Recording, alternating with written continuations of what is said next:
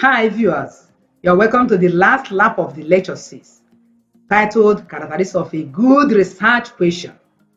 We want to look at a good research question. We have emphasized so much on a good research question, its functions in earlier discussion.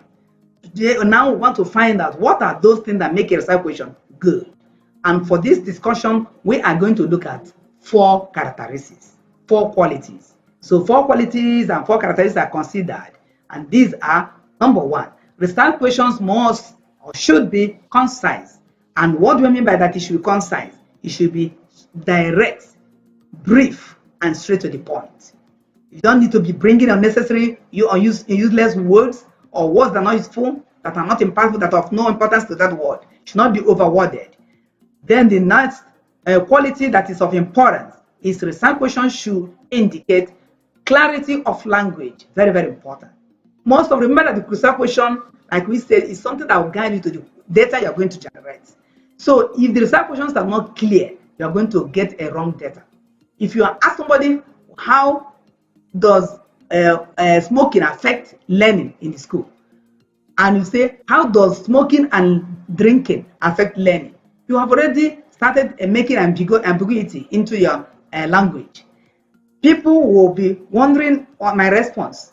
What about I am smoking, I don't drink? What answer will I give? So you have to be concise, straightforward what you want to do, and also be conscious of the language you use. If you use a language that does not understand the meaning, they may start inferring, giving their own perception, what they feel, and that's not what you are. So you have to make sure that what you feel, what you want them to do, is what they're going to experience from the research question.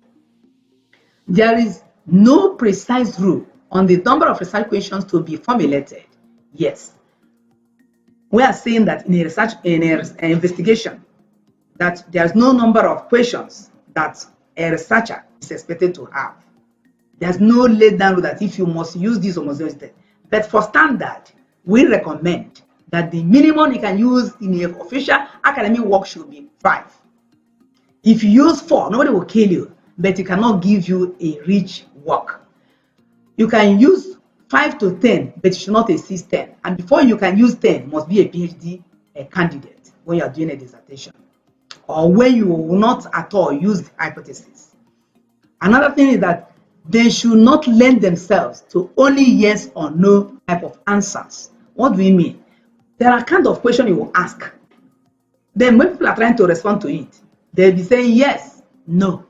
Naturally, yes or no research questions answers will give you a low quality research work. Therefore, you should know when it is imperative that you should ask a question that will elicit yes or no answers. Thank you for listening. In our next lecture, we are going to look at research hypothesis.